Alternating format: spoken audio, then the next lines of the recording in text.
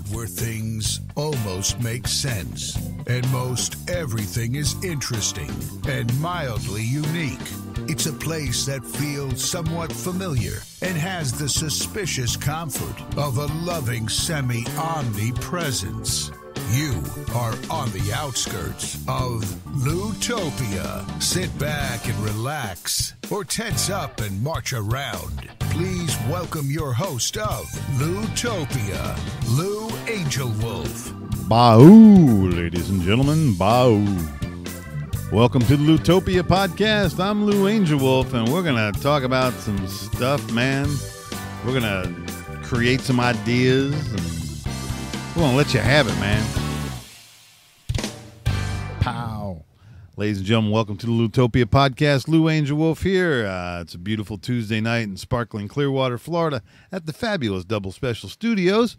Here in the studio with me is my buddy Mike Merberg. Hey, Lou. Nice to be back. Hey, man, it's this is a blessed time of the week for us all. And over there on mic number 3, it's our producer, Chris Gorgeous. Good evening. Yeah, buddy. All right. We usually, on the second half of the show, have the lovely and talented Beth Snyder. But alas, Beth has taken to the sidelines with a little bit of a cough or a hacky thing or something. She got the croup. Oh, I hope she doesn't have the croup. I don't know if she has the croup. Do older people get croup? I think only babies get croup. I don't know. I don't want it. Whatever. Have you ever heard it? Sounds awful. Oh, yeah. It's like a whooping cough. Yeah. It's awful. Yeah, my son Isaac had this 100-day cough. It was like some Asian thing. And my God, it sounded like he was, calling out for a sea lion for a mate. It was a horrible sound. Pizza sea monkey. Yeah, that's today's topic today, folks. It's the show is simply titled "Drink Your Ovaltine." And it's for those moments in your life. You told me it was titled something else, damn it. Drink your what'd you put it up to? Advertising deception, that's what you said. Right. Okay. And drink your Ovaltine. Oh, for God's sake. That's what spurred the whole thing. For Pete's Well, sake. it's a tribute to Gene Shepard. That's right. And Gene Shepard is the guy that wrote all the books that A Christmas Story was derived from, right, Mike? Right. That's great. And you've been reading him your whole life. Yeah. Wow, that's really good. Yeah. That's cool. I feel somewhat deficient not having read them now. It's okay. I sent you the YouTube link for Lou. Okay, will you read it to me? Yeah, he will. In his voice? Yeah. Yeah, that's the guy that narrated the Christmas Story. It was good. Right. It's his own radio show. Some of the best pipes ever, man. Yeah, he's good. Really got the voice. But anyway, ladies and gentlemen, this is the Loutopia podcast. We're here every Tuesday night, or most every Tuesday night, live at 6:30 Eastern Standard Time, bringing you stories of health, humor, and well-being. And this week we are focusing on, like in the movie or the show, or yeah, it's a movie, I guess. Movie. Christmas Story, when the kid gets the decoder ring from Little Orphan Annie, and he sits glued to the radio listening for the magic code.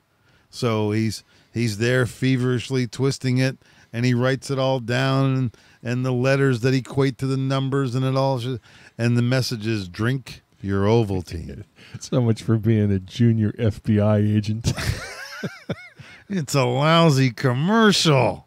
And then now Frankie, now he's in a meme at the end there, the look on his face. Son of a bitch. It's a commercial.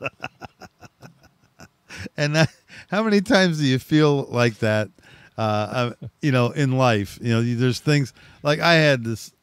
I recently experienced something. I go, these people are showing me this product, and it seems wonderful and great. And like about 10 sentences in, I go, I smell multi-level marketing. Yeah. And you know what? At 58 years old, I've had enough old friends from the past go, Lou, how you been, buddy? Hey, you keeping busy with your 5,000 Facebook friends? Hey, why don't we have a cup of coffee, man? I got something I want to run by you. Yeah. Haven't talked to the guy in 17 years. Right. But now he's got some magic elixir. Yep. That you can almost smell the poison on his arrow tip. And that's the other thing too. I mean, I don't really get mad at people. They are who they are. But man, when you're chatting me up to try to get me involved in multi-level marketing, Yeah. I'm just so out. Yeah. I mean, that is the broadest base of the pyramid, and I'm Yeah. Beware, you could end up being an Amway distributor someday. You know, I do know a handful of people that have made a lot of money within that structure. Shackley. Yeah, Shackley and what's the water deacidifier? Kanga. Kanga. Kanger. Big, $5,000 water machine. And hey, if you got $3 million in the bank, what the hell's a $5,000 water machine? Right. But if you're a working schmo trying to pull it all together, that's a lot of money for a water machine. Yeah, Christ, you could sink a well for $300. That's true. How far do you got to go down to get good water in Florida? It all depends. 30 feet to 50 feet in most areas. Deeper if but it's all easy rock, so it's not chiseling through granite. How do you know where the water is? It's there. Yeah. You find it. You keep on drilling on down, but it's down there. You just got to find a pocket. That's all. Pull out your divining rod. Oh, it's always there. I mean, the water follows the topography. The water level is only about 3 or 4 feet down in most places in Florida. Oh, really? Yeah, you can find it pretty easy. Wow. Let's drill some wells, man. Very shallow aquifer. No oil, though. So, Nah. yeah. Well, that's okay. Yeah, save us all. It really changed Texas. Yeah. It was perfectly on its way to being a desert wasteland, but then they found oil. South Padre Island, and oh well. But anyway, yes, it's those things in life, folks, that they seem alluring, and I don't know.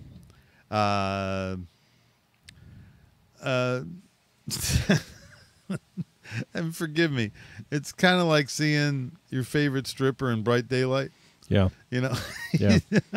Yeah. Gone. I have one. Gone are the red lights. Yeah, the red lights are so forgiving. Yeah. But I haven't had a favorite stripper in like 30 years. So. It's been a while. That's why I still have money. Yes. That's a great, Mike. And you know what? And there have been a lot of changes in the adult entertainment industry. I mean, when I was in my late teens, 20s, I'd occasionally go to a gentleman's club or whatever, or just to Hooters, which is kind of like a Baptist titty bar. But pornography light. Yeah, and you know what? It was so funny. I never really got into the scene. I mean, I hung around the periphery a little bit, but I actually I literally would wind up talking to some of those girls are good conversationalists. They knew some stuff. What? Yeah. What girls? The girls at the strip club. Yeah, not Hooters though. They're like they're different. No, but I've never had an interesting conversation at a strip club. You haven't? No, I'm allergic to strip clubs. Are you? What happens? I just You break out in whores? No, yeah. Number one, I don't have the money to really peruse them frequently. And number two, I just feel like the whole transaction just feels awkward and weird to me. I'm just not good at it. I don't have a problem looking at a naked woman. I just going up and tipping them $1 was always weird to me. And then it's just a lap dance is so impersonal. I think it's just so weird, dude. Well, that's okay. So weird to me. I completely understand it. Yeah, and I love watching them dance. I can go and watch, right? As long as I don't have to participate in any sort of exchange of monies or discussions about monies or. Oh, you little wallflower. Well, no, I just look. I'll give you an example of why it doesn't. So I went after a show with a bunch of comics. How long ago was this? 2 years, 3 years. Okay. Maybe longer. Within the last 5-6 years. Okay. We go do a show somewhere, and then afterwards the comics are like, let's go to a strip club. And I'm like, all right, I'll go for one drink. I'll go have a drink. Mm-hmm. And so we go there, and then, of course, the owner's like, oh, you guys are all comedians? Well, and all of a sudden we're VIPs, and he's whisking us away to a private area. And then these girls all show up, and I'm thinking, oh. Because now the expectation for these girls is these guys got money. Yeah. And so we're going to hang out. They're entertainers. Yeah. Yeah. Right. I'm like, what I made tonight, that's going home with me. I'm not trying to buy a drink. And this girl sat and she started talking to me. And then 10 minutes in, she goes, are you going to buy me a drink? Just like that. And I'm like, no. I hadn't planned on it. You know what I mean? It got weird. Then she got up and it was weird. It shuts right off. Yeah, they can't make any money on you. Right. They got to move on. Can't you be friendly just to be friendly, sweetie? Well, They're working. I used to sell used cars. The guy's just there to chat, but yet there's here comes Mama, Papa, sister, brother, all holding hands. At any point during that transaction, you go, "Are you going to buy a car or what?" Do you ever say that? Only when I got him in a headlock. At that point. Down on the ground, headlock. Pre noogie. Are you going to buy a car, or are you going to tell me that you got to check with your wife again? She's right here. There she is standing right there. Now you check with her. Don't me. Have you ever had any advertising that wasn't deceptive and actually turned out to be exactly what they advertised? As a car guy? Just in general, since we're on the subject of drink your Ovaltine. Yeah, there's been lots of times. I ran a used car, truck, and RV sales center for many years, and I got to tell you, we were pretty legit. I mean, if I told you what the price was over the phone and you got there, that was the price. You could buy it for that or even less and drive it home happy. Well, there's an old saying that a dissatisfied customer will tell 10 people and a satisfied one will tell 3, so it's better off to not dissatisfy them. Right. And we were in a small town. We were up in Brooksville, and we had a little store in Hudson. Yeehaw. Yeah, I was in Tarpon Springs for a lot of years too, but and that's one of those. That's just I've been saying this my whole life. I'm your neighbor before I'm a salesman.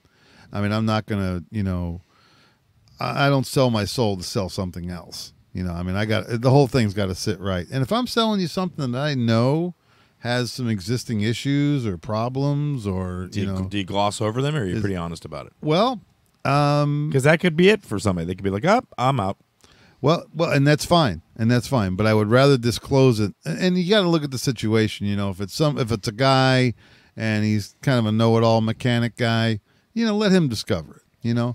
But if it's a girl or a single mom and the mother's there, and I fess up. It's like these people are they're scraping their nickels together to get this car. And I sure don't want them to have to, have to do a brake job or whatever. Yeah, replace water hoses. And exactly. Pumps and exactly. Stuff So like you gauge it, because there's no perfect used car. I mean, I've had some good ones, but there's none of them. You can stop almost any car on the street, pull it into the garage, and it'll need anywhere from $400 to $800 worth of service work. Yeah, that's right. I mean, people are overdue on oil changes. They don't do brake fluid flushes, which are important these days. They don't change their coolant out. That's all stuff that fatigues and loses its property. Yeah. And, I do a show on... Just like most married men. It fatigues and loses its properties. There you go. I do a show on Tan Talk 1340. .com called The Grease Gurus on Saturday morning. So it's sponsored by Tim's Performance Service Center up in Tarpon. And that's what we preach is maintenance is way cheaper than repairs. And, it's true because a lot of times, there have been people that had a decent car. They just didn't take any care of it. They just drove it. I mean, I kind of get that too. Yeah. Because if you're always got the thing up in the air and you're draining stuff and then you're always spending money on it. But there's also this brand of people that they don't spend any money on the car until it absolutely breaks. Yeah. They drive it until they have to walk away from it in a ditch. Unbolt the license plate and leave tires. Yeah. They're like, I guess that's done. That's leave it on the side of the road. That's all used up. Okay. Yeah. I've seen it, dude. Sure. Just people that they drive while it's overheating and just keep their car's glowing from under the hood, but yet then they add some cold water right to the put some cold water right on it. That'll help. So it's it is one of those things. But when it comes to buying something, especially used cars, man, do not be shy to say, hey, I want to take this to a mechanic and I want to put it up in the air and take a good look at it, because you don't know. I mean, it's too bad we couldn't do this with our second wives. Yeah. It's like, can I have the sheet on this one, please? Where do you get it? Mike's in the middle of the Cars and Women show this evening. Yeah. Cars, women, they're the same thing. Damn right. Can I see the chick facts? Let me see the chick facts. Facts. Hey, you gotta That would be wonderful. you gotta be careful not to buy somebody else's mistakes. Dude, that's an app right there. I don't know if you realize that. Chick Lou. facts? Yeah, that would be great. We did it Yeah. live on YouTube. Sure. It's trademarked. But if you came up with the chick facts, that business would sell. Yeah. Kidding me? Here she's got a clean chick facts. Wait a minute. It says here there's frame damage.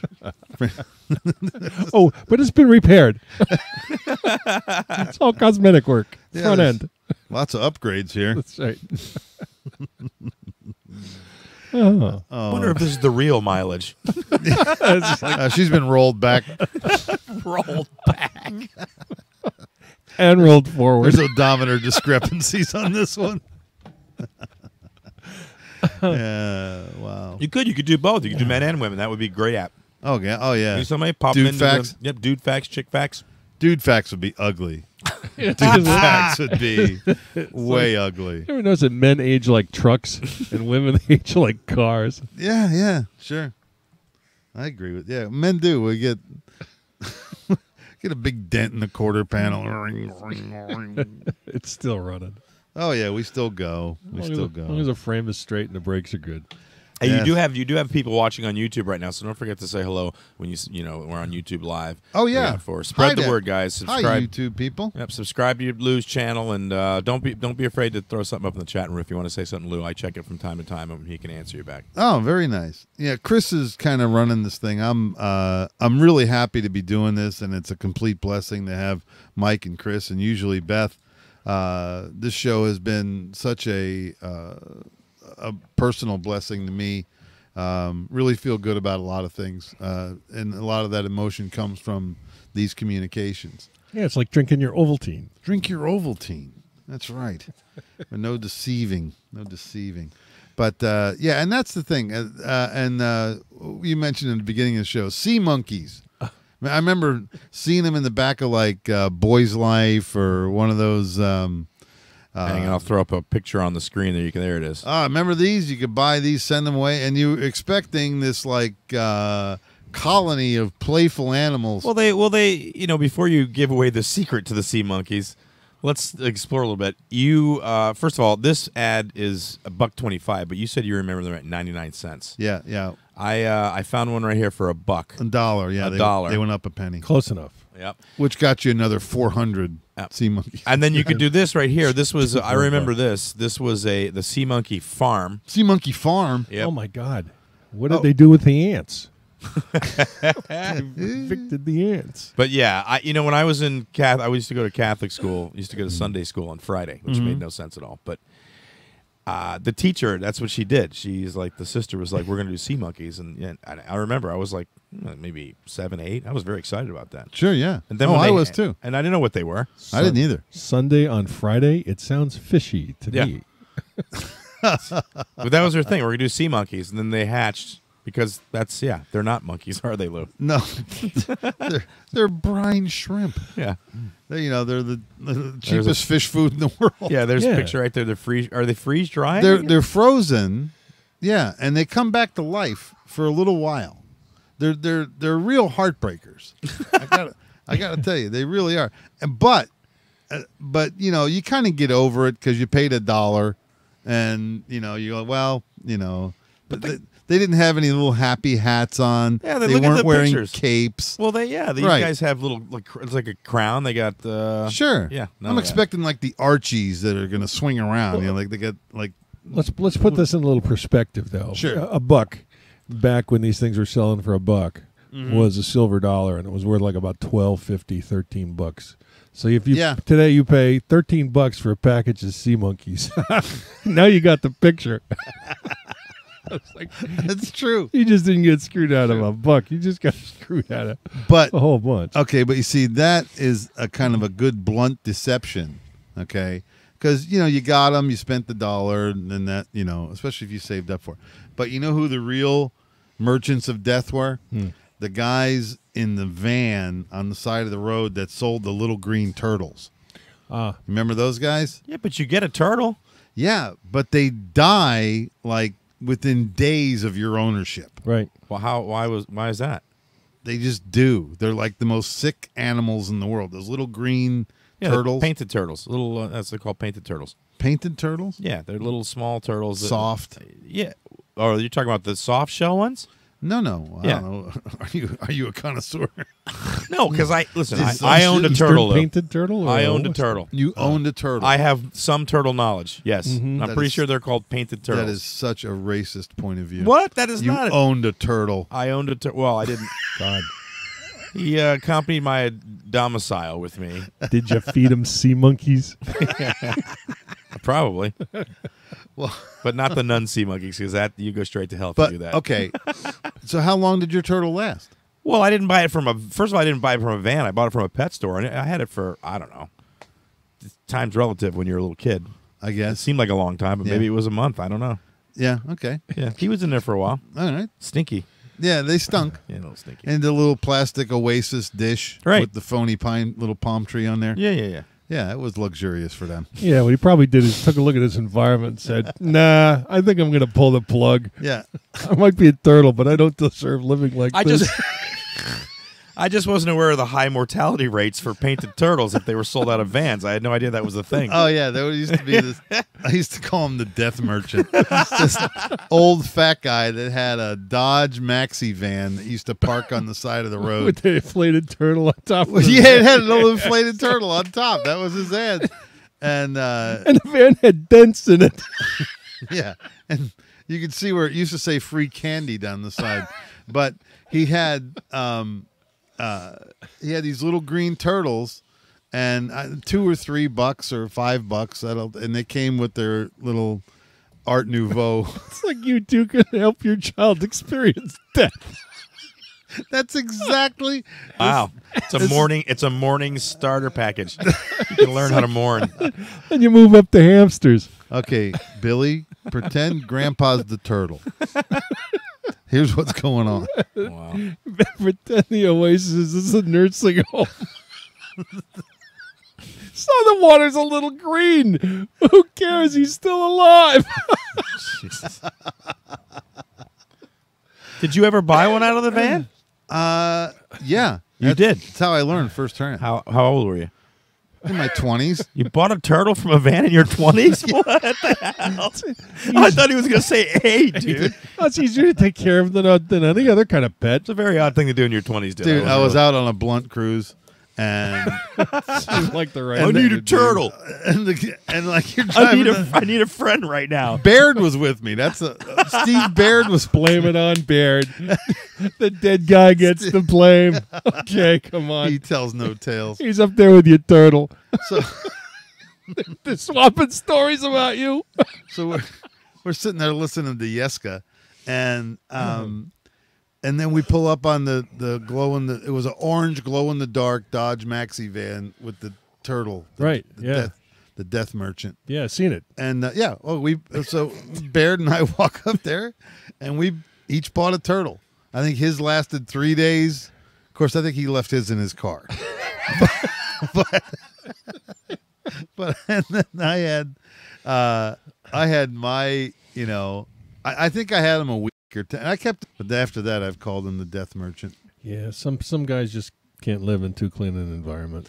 Yeah, like Tony Randall. Yeah. But, well, folks, here we are. It's the Loutopia podcast. You're listening on YouTube, being broadcast live. Chris, thank you so much for hooking all that up. And you're a good guy. Well, it's really, at this point, it's just all about luck. Really? Is that what it is? Yeah, we're just lucky. Yeah, I know. Well, we were talking about that before the show with our phones now. Chris and I are Android guys, and Michael is an Apple guy, and he tolerates them. Barely. Barely. You know, that is one thing about that computer subculture that we have. Like, if you hand an Android guy an Apple device, he'll work with it and figure it out and get through the task or whatever. But if you hand an Android device to an Apple person, it's like you handed them a dog turd. they get, they they are so offended. But it's Have you done that on stage? Because that's really funny, dude. Because right when you said the first thing, I already had the flip side in my brain. I'm like, yeah, they don't like our phones. They won't even touch them. oh yeah, They're like, what is this? It's a phone. it's so non-predictive. Well, 7 years ago, I did have a Droid. Oh really? Yeah, and then I was led down, and an IBM clone, and I was led down the garden path by another woman who, as if the first one wasn't bad enough.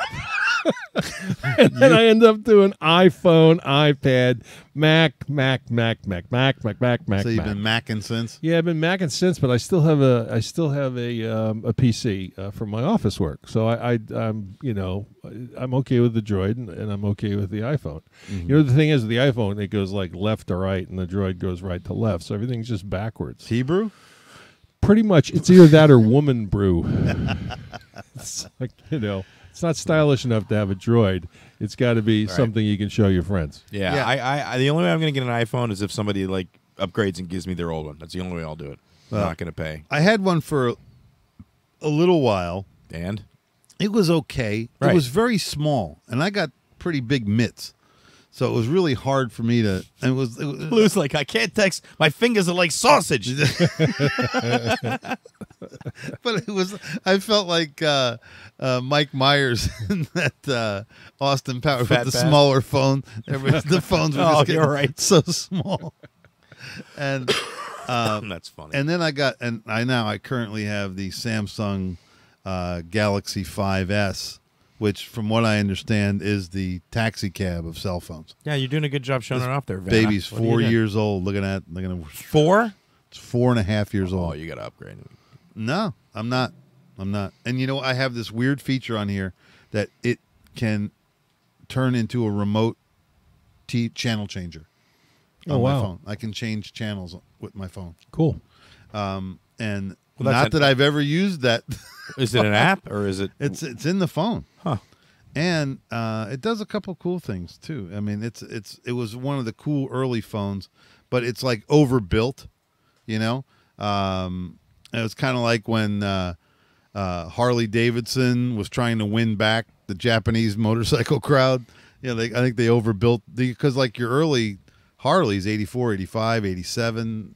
They were machines, man. Mm-hmm. They were Evolution motors, and they were built, jamming tight. Right. And and then as they got older, they had to slide in the planned obsolescence. Then they shook hands with the devil, Aka Ford Motor Company, and then they turned into Fords. Right. And that's where they've been ever since. Right. And they got plenty of Harleys in stock.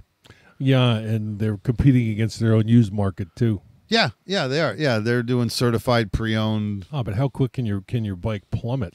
Yeah. Oh, I mean, God, Well, like a new one I was looking online. The bike that I used to love, which was an Electric Glide Standard. Mm-hmm. Okay, back when I used to have such daydreams, it was a brand new. They were $14,500 plus tax and license. Mm-hmm. That's if you paid full boat. Right. Okay. The same bike now is $26,000. Right. And you find them used for $6,000. Yeah. Yeah. Well, the new one's a 107-inch bike. I mean, it's a big, speedy bike, and they stop as well as they're supposed to, and all that other stuff. But that original, that early '80s, mid '80s Harley Davidson corporate stretch, it was absolutely beautiful as far as a business model. They kept them in sparse supply, so they were all oversold. Dealers were making a fortune.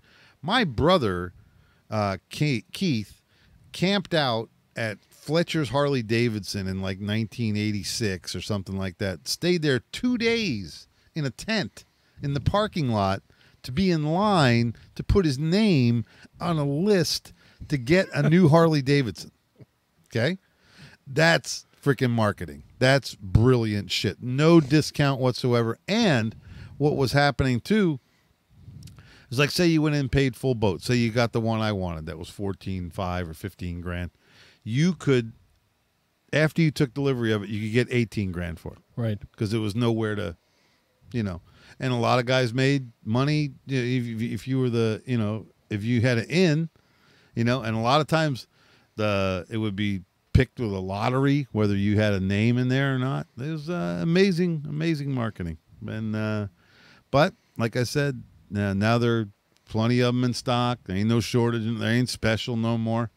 And that's why the older bikes, they're just as good, man. They're just as good. Actually, they're better. Better to hang on to. Yeah, cheaper to own, cheaper to ride, and better in the long run. Yeah, and that's the other thing about my Galaxy 5 taxi cab. I don't have a phone payment every month. There you go. I own it. Not like Tim, not like Chris's turtle. He owned it. Can you imagine making payments on a turtle? It's like, we might like turtles, but dude, you're upside down on your turtle. It's like, we're going to repossess. Oh, he's dead. I'm sorry. We're going to kill you now. It's like, you owe us money. Well, ladies and gentlemen, this is the Loutopia podcast. Chris, what do you want to do? We don't have Beth the second half. You just want to keep rolling a little bit here? Or? You're at 30 minutes, baby. It's your show. At 30? Yep. Okay. You want to go? Just keep going. We'll just go. Yeah, we'll just... you got 4 watching? Very nice. Hi, all 4 of you. Love you. Love you all. And so there was other topics I wanted to bring up. So now we're done with the Ovaltine stuff. Well, no, we can still What talk other topics? Tell me. I'm curious now. We'll wrap something up. Well, Michael and I went on an adventure last weekend. Oh, that was cool. Yeah, we went to the... We're still here alive to talk about it. That noise, ladies and gentlemen. We went down to the Night of Fire at Bradenton Motorsports Park. Right. And all the jet vehicles were there. Yeah, not only like jet vehicle, but the jet truck with the, it was like an Apollo 7 propulsion pack on the back of the truck. Well, the jet truck is the dude. It was so brutal that when that thing went by, you got blasted back by the heat wave. I mean, literally, it was like, wow, what was that? It's a 35,000 horsepower Pratt & Whitney jet engine. And them horses are all farting fire. And it's got this, you can look it up on YouTube, or I actually have a picture of it up on my Facebook page. This thing, it's rocking and rolling. It's snorting fire out the stacks, and then it's bumping the jet boost out. And there's no drivetrain to this thing. It's only, rolling wheels. It's a rolling chassis. And the thrust from the jet motor is its propulsion. Which is why we were sitting all the way back in the yes. highest seats. Yeah. Oh, man. The heat was absolutely real. In fact, the first couple years that it came, I've seen it like 10 times in my life, and it's impressive every time. You smile for a couple days after you see the jet truck. And but the first time they had it down there at Bradenton, they had no idea how big the what would you say, Michael? The flames went back 100 feet? Yeah, and easily. And before and after it, I had to say like lift off. They had to wash down the tarmac because it was still smoking. It was like the jet truck. You have to run the jet truck last because the heat from the jet engine melts all the rubber in the burnout pit. So it's like walking across, like a floor in Wendy's kitchen. Yeah, it's kind of like watching the atomic bomb as it's going off, and the people sitting around it. You're wondering if they're going to be vaporized because they're too close. Yeah. I don't know how they did it. And this is a full-size Kenworth truck. It's just the shell. It's a race chassis. And but it goes over 300 miles an hour in the quarter mile. Yeah, and we were only watching the eighth, and it was breaking 265 in the eighth of a mile. From 0 to 265. Dude, it's in an eighth of a mile. It's just ridiculous. Yeah, that's 220 yards. Yeah, I know. That's wow. It's one of those things that after you see it, you just go, "What did I just see?" Yeah, and like we were talking a couple weeks ago, whether whether going to the drag races is primal and counterproductive to the oneness and fullness of a good clean earth, that's of course arguable. But to see the engineering triumph of men and ideas. Absolutely amazing. Well, I think instead of like waging war on countries, we should just do a videotape of that, like rocket truck, and just say, "This is what our men do for kicks." We all have these. We all have these. and we bet pink slips. You want to run for pinks with your jet truck? Yeah, okay, Kaniki. Yeah, and that, and that's one of the things too. You could certainly settle global wars with some sort of contest. Yeah, couldn't you? Yeah, I think we should take our leaders and wheel them on out, and then give them whatever weapons they choose. Yeah, because those spotted asses bankers that run everything, man, they don't. They have no. They're. And that's they can't change a tire. Just say it. They can't change a tire. They can't change a tire. Yeah, but they can bet on both sides and make money though, and that's the problem. And I think the core thought of Drink Your Ovaltine themed show today was that after a while you really start to realize everything is bullshit. Our monetary system has there's no big stack of gold back in our money. If there is, we've lent it out. If there is, it's in escrow to somebody else. Right. And, the Federal Reserve is a private bank. It's a private concern. Illegally created. Sure. Yeah. It's all bullshit. Yeah. And we just go on this weird promise that everything's okay. If I give you $1, it'll satisfy the debt. And or that it's legal, take my word for it, when it's not. Right. Right. It's a Federal Reserve note. Yeah, but there's nothing federal about it. It's the third bank of the United States. It failed twice. I got rid of it twice, but on Christmas Eve was it 1913, the Federal Reserve Act was passed without a majority of members of Congress present. Right. Wasn't that Woodrow Wilson? It was under Wilson. Wilson on his deathbed said it was the worst mistake he'd ever made. And along with the Federal Reserve Act, we also got the Internal Revenue Service to collect for the Federal Reserve. Mm-hmm. And then we also got the FBI subsequent to that. Yeah, welcome to America. It was so much nicer back when, in 1913, cannabis was still legal. Mm-hmm. That was still 25 years before reefer madness and sure. And I'm getting old. Coca-Cola had cocaine in it. 1905, yeah. Eventually they strained that out, but after all those guys made their money and created Atlanta and Emory University. So my buddy Danny Chapello used to joke about that. He goes, 1905, Coca-Cola actually had cocaine in it, real cocaine.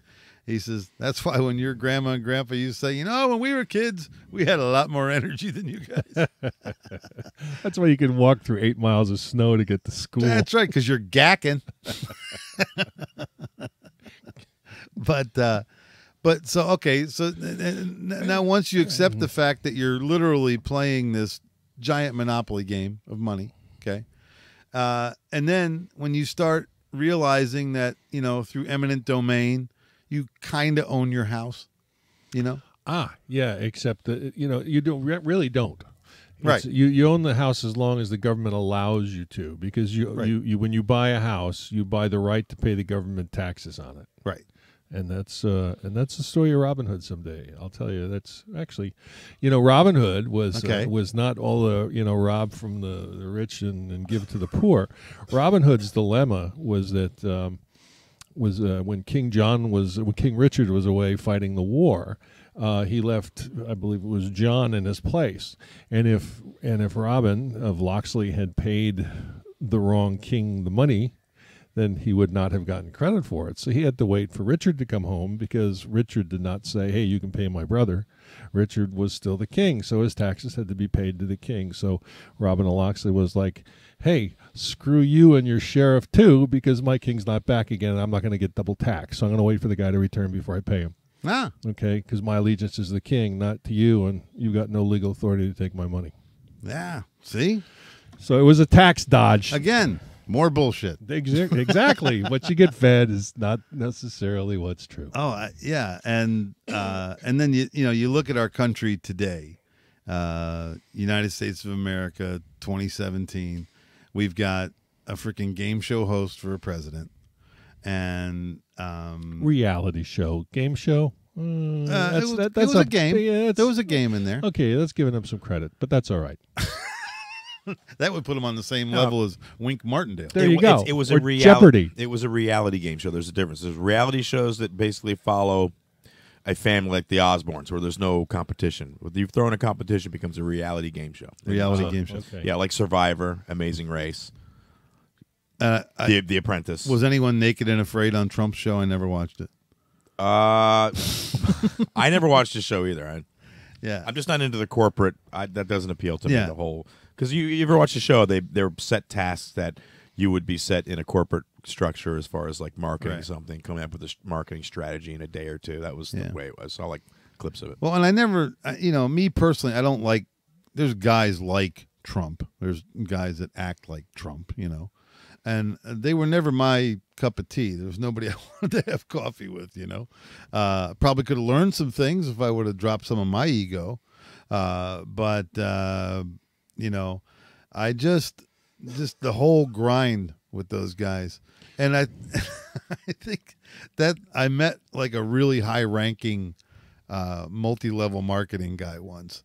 And I gotta say, he was the biggest asshole I've ever met. I mean, he was just an asshole literally, he was the stereotypical smiling, crooked preacher. I mean, how they always say, he was just that. He was so fake, and he was so full of crap, and he was so, how Reagan used to just completely miss a question, just like so they'd ask him something hard and he'd talk about something completely different. This guy was the same way. Yeah. Well, that was Alzheimer's. No, it wasn't. I'm kidding. Well, I got the feeling when Trump came into office, he goes, okay, where's the presidential book, Where do I start? And they gave him this book, and the first page he opens it up, and it says, drink your Ovaltine. Drink your... There you go. That was the thing that wrapped it all up, ladies and gentlemen. So before we, hang it up tonight, I want to say thank you to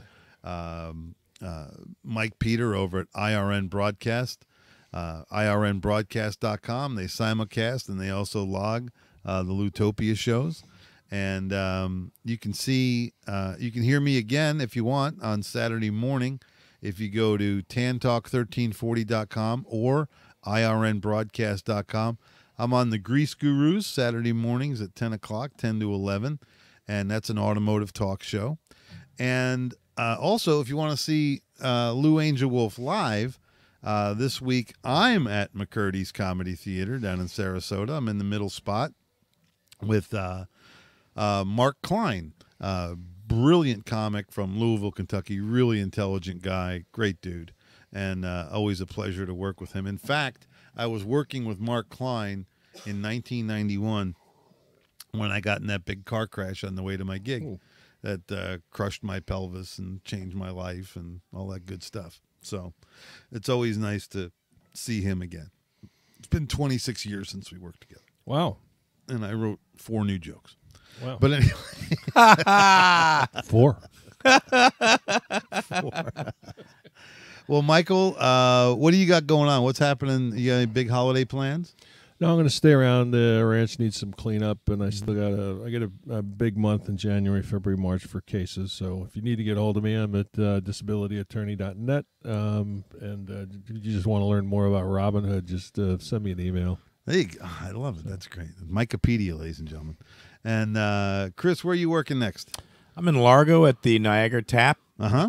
And then I'm off for the holidays. Oh, I'm going to be New Year's Eve at Coconuts on St. Pete Beach. Ah, beautiful. I'm closing the show for them. Yeah, they invited me this year. Nice. It's going to be like a showcasey thing, and then I'll close out the show. So it's always fun. Yeah, it's a cool little place down there. Okay. And I got some private gigs coming up. And I have Tom Rhodes visiting in a couple of weeks. Sweet. I don't think he's going to be here on a Tuesday. That but sucks. That would be awesome to have Tom he'll Rhodes in my phone house. in or something. Cool. He's a brilliant comic, great guy, and one of my best friends on the planet. We rolling out? Well, yeah, let's say goodnight, and loving everybody out there, and Beth, I hope you feel better, honey, and get back on the air with us next week. And we may take one of these Tuesdays off coming up. I think I've got some like private parties that Pam and I have to go to, and do all the glad handing, so to speak. Well, ladies and gentlemen, this has been the Loutopia podcast. We're here every Tuesday night, or most of them anyway, 6:30 Eastern Time. We're talking about health, humor, and well-being. And today's topic was drink your Ovaltine. So, go through the paces, be a good little earner. Just be quiet. Have a good life. And Chris, we'll see you soon. Yep. And you guys have a good week. Be kind to one another. Go to Loutopia.com. Read The Pacifist Riot if you never have. It's a handy little piece of equipment. And we'll catch you next week. Love you. Bye. Ciao.